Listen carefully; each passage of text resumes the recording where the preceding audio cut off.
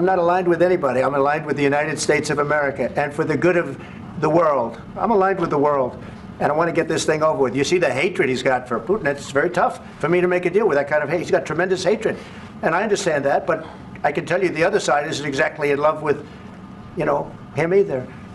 So it's not a question of alignment. I'm aligned with the world. I want to get the thing set. I'm aligned with Europe.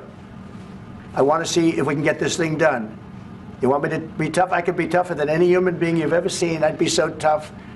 But you're never going to get a deal that way. So that's the way it goes. All right, one more question. Hey, I will respond to this. So look, for 4 years in the United States of America, we had a president who stood up at press conferences and talked tough about Vladimir Putin, and then Putin invaded Ukraine and destroyed a significant chunk of the country. The path to peace and the path to prosperity is maybe engaging in diplomacy. We tried the pathway of Joe Biden of thumping our chest and pretending that the President of the United States' words mattered more than the President of the United States' actions. What makes America a good country is America engaging in diplomacy. That's what President Trump is doing. Can I ask you? Sure. Yeah? Yeah. Okay. So he occupied our parts, big parts of Ukraine, part of East and Crimea. So he occupied it on 2014. So during a lot of years, so I'm not speaking about just Biden, but those time was Obama, then President Obama, then President Trump, then President Biden, now the President Trump, and God bless, now President Trump will stop him. But during 2014, nobody stopped him. He just occupied and took. He killed people. You know what the contact 2015. 2014. 2014 is 2014. Yeah. So I was not here. Yeah, but that's exactly right. Yes, but during 2014 till 2022, the situation the same. The people have been dying on the contact line. Nobody stopped him. You know that we had conversations with him, a lot of conversations, my bilateral conversation, and we signed with him. Me, like a new president in 2019, I signed with him the deal. I signed with him, Macron and Merkel. We signed ceasefire. All of them told me that he will never go. We signed him with gas contract. Yes, but after that, he broken this ceasefire. He killed our people, and he didn't exchange prisoners. We signed the exchange of prisoners, but he didn't do it.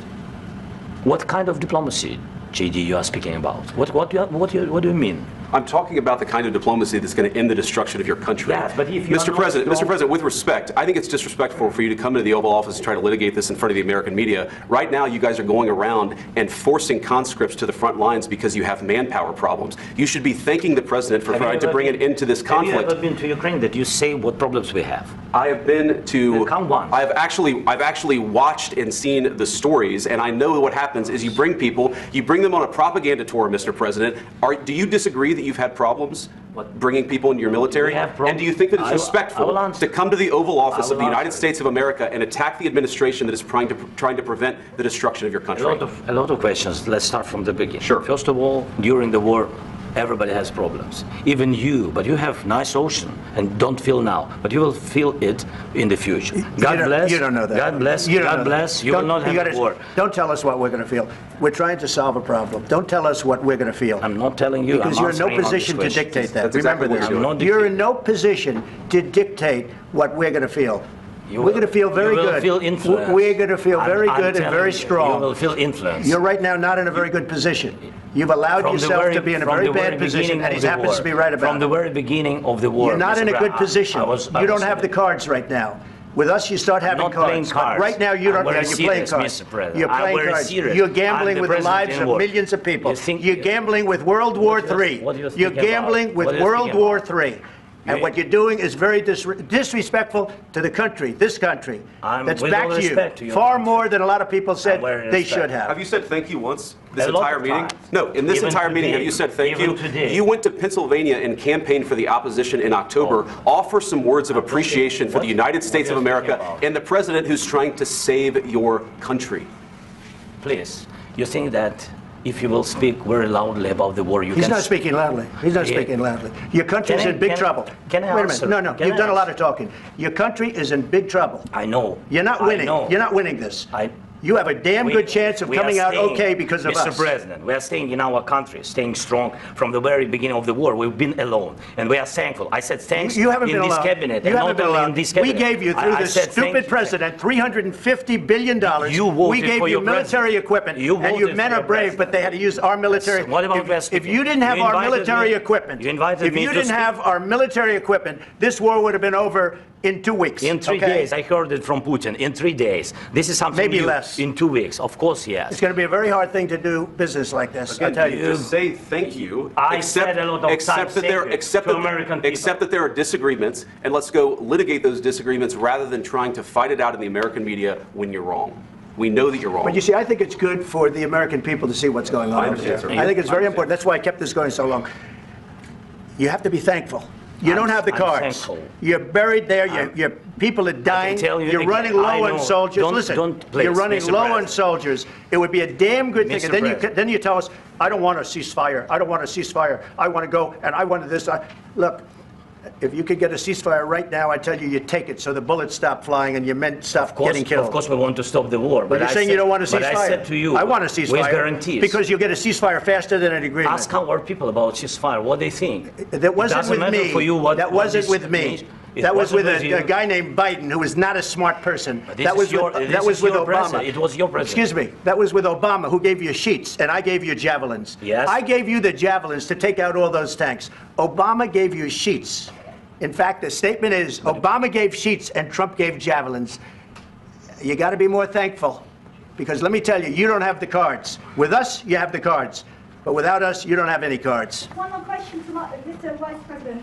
I'm sorry, It'll be here. a tough deal to make, because the attitudes have to change. What if Russia breaks ceasefire? What if Russia breaks peace talks? What do you do then? I understand that it's a heated conversation right now. What are you saying? What She's if asking, what if Russia Putin breaks the ceasefire? What if anything? What if a bomb drops on your head right now? But they have Okay? weapons. What if they broke it? I don't know. They broke it with Biden because Biden, they didn't respect him. They didn't respect Obama. They respect me. Let me tell you, Putin went through a hell of a lot with me. He went through a phony witch hunt where they used him and Russia. Russia. You ever hear of that deal? That was a phony Hunter Biden, Joe Biden scam. Hillary Clinton, Shifty Adam Schiff. It was a Democrat scam. And he had to go through that. And he did go through it. We didn't end up in a war. And he went through it. He was accused of all that stuff. He had nothing to do with it. It came out of Hunter Biden's bathroom. It came out of Hunter Biden's bedroom. It was disgusting. And then they said, oh, the laptop from hell was made by Russia. The 51 agents. The whole thing was a scam. And he had to put up with that. He was being accused of all that stuff. All I can say is this. He might have broken deals with Obama and Bush, and he might have broken them with Biden. He did, maybe. Maybe he didn't. I don't know what happened. But he didn't break them with me. He wants to make a deal. I don't know if you can make a deal. The problem is, I've empowered you to be a tough guy. And I don't think you'd be a tough guy without the United States. And your people are very brave. But you're either going to make a deal or we're out. And if we're out, you'll fight it out. I don't think it's going to be pretty, but you'll fight it out. But you don't have the cards. But once we sign that deal, you're in a much better position. But you're not acting at all thankful. And that's not a nice thing. I'll be honest, that's not a nice thing. All right, I think we've seen enough. What do you think? Huh? This is going to be great television, I will say that. All right, we'll see what we can do about putting it together. Thanks. Guys, come on, let's go. We'll see, I don't know. All right, guys, come on. Wait, hey, come on. Guys, come on, let's move, please.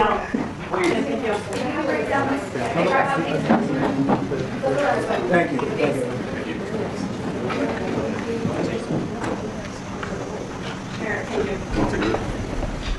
Y ahora que irán nuestros amigos de la derecha, del uribismo, escuchando a Trump en algo en lo que prácticamente teníamos razón, desde esta orilla política que es preservar la paz y la dignidad. Y bueno, ¿qué pasa? No me parece que sea muy bueno hacerle caso a Trump de todas maneras, pero hay que reconocer que está finalizando este conflicto de una u otra forma, con unos u otros intereses, porque es una realidad, pero lo está finalizando y es lo que nos compete como seres humanos, al fin y al cabo, vecinos todos de todos. Sí, Zelensky se quedó sin guerra, se quedó sin país, se quedó sin posiblemente elementos químicos que allí abundan, lo que llaman, o se llaman química tierras raras, y bueno.